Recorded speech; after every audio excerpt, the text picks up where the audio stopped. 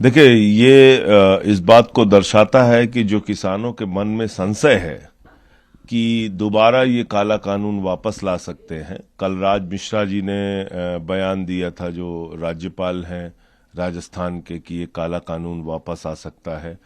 कमल पटेल जी, जो इनके कृषि मंत्री हैं मध्य प्रदेश के, उनका बयान था। साक्षी महाराज, जो इनके सांसद हैं, उन्होंने कहा था कि ये बिल वापस आ सकता है।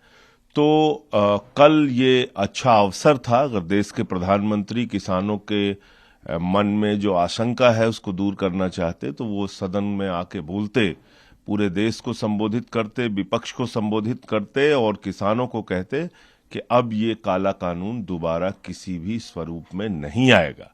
लेकिन प्रधानमंत्री जी अपनी बात कहने से भाग गए और इस चर्चा में शामिल नहीं हुए। चर्चा नहीं करा के ये बताया है सरकार ने कि जब काला कानून पास किया था तब भी तानाशाही थी, जब इसको वापस लिया तब भी तानाशाही है।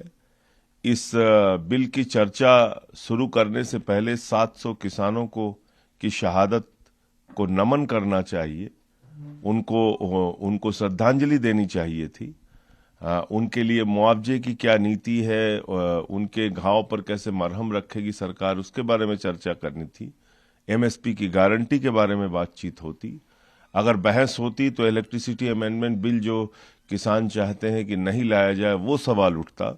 लेकिन सरकार ने चर्चा नहीं कराई और इससे स्पष्ट हो गया कि चर्चा से सरकार भागती है, विपक्ष नहीं। चर्चा की मांग करने वालों में आप भी शामिल थे, जिन लोगों के साथ लगातार विरोध हो रहा है उसका। कांग्रेस के नेतृत्व वाला जो विपक्ष है वो ये संसदीय और लोकतांत्रिक परंपराओं और मान्यताओं का सीधा हनन है और उसकी हत्या है।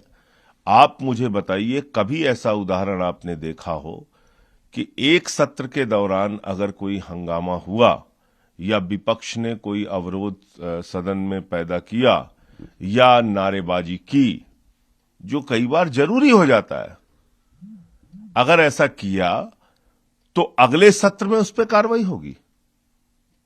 कभी आपने सुना है?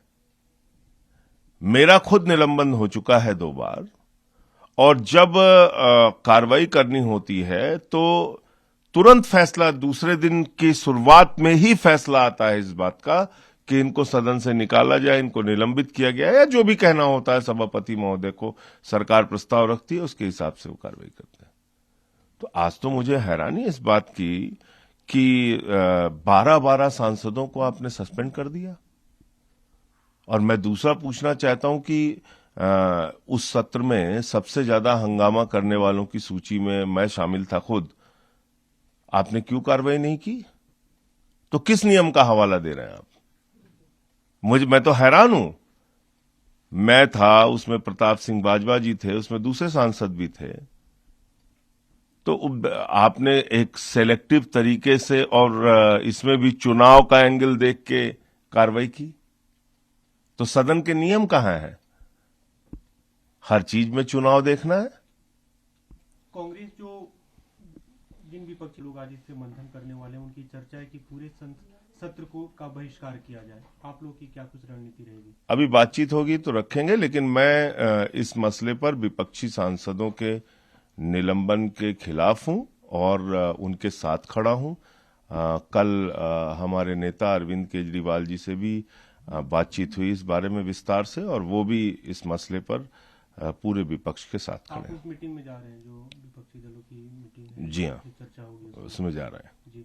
दूसरा एक महत्वपूर्ण मुद्दा ये है कि जो जब तक ये पूरी तरह से वापस नहीं होता, एमएसपी को कानूनी गारंटी जब तक नहीं मिलती है तब तक ये चलता रहेगा पूरा जो उन लोगों का प्रदर्शन है, और वो वहां पे बैठे रहेंगे। बिल्कुल। आप लोग की भी ये मांग थी, लेकिन अब वो दूसरी तरफ एक तरफ से मुड़ता दिख रहा है। नहीं नहीं, बिल्कुल ठीक मांग है उनकी, जायज मांग है। एमएसपी की गारंटी कौन सी गलत बात है? भाई वो क्या कह रहे हैं? वो कह रहे हैं सरकार जो न्यूनतम समर्थन मूल्य, अधिकतम नहीं, न्यूनतम, मिनिमम सपोर्ट प्राइस, न्यूनतम समर्थन मूल्य जो सरकार घोषित करती है, उसकी गारंटी हमें चाहिए कि उससे कम पर कहीं खरीद ना हो किसान की फसल की। इसमें कौन सा गलत बात वो कर रहे हैं, कौन सा गुनाह वो कर रहे हैं, कौन सी ऐसी आपराधिक मांग वो कर रहे हैं, मुझे नहीं मालूम। क्यों सरकार नहीं मानना चाहती? एक एक और मुद्दा जो सामने आया है, मुख्यमंत्री ने आज फिर ट्वीट किया, उन्होंने प्रधानमंत्री को पत्र भी लिखा था कि फ्लाइट्स रद्द की जाए तत्काल प्रभाव से जो विदेशों से आने वाली है। देखिए, दिल्ली सबसे सेंसिटिव शहर है इस मामले में, क्योंकि यहाँ विदेशों से फ्लाइट्स आती हैं। अगर ये वेरिएंट यहाँ भी फैलने लगा और अभी से लगातार मुख्यमंत्री पहले से ही कई दिनों से कह रहे हैं कि भाई फ्लाइट्स रोकिए, ऐसे अगर आप बैठे रहेंगे चुपचाप तो इससे प्रॉब्लम होगी। तो मुझे लगता है कि इसमें देर नहीं करनी चाहिए और प्रधानमंत्री जी को अरविंद केजरीवाल जी की मांग मान लेनी चाहिए। बीजेपी दिल्ली में एक झुग्गी सम्मान यात्रा निकाल रही है, उसमें कल जेपी ने अरविंद केजरीवाल पर निशाना साधा कि केंद्र सरकार की जनहितकारी नीतियों को दिल्ली में लागू नहीं कर रहे हैं। दिल्ली के जनहितकारी नीतियों की चर्चा आज पूरी दुनिया में है और भारतीय जनता पार्टी के पास ऐसा चश्मा है जिसमें केजरीवाल जी के अच्छे काम उनको दिखाई नहीं देते, तो उसका मैं कोई इलाज नहीं करा सकता।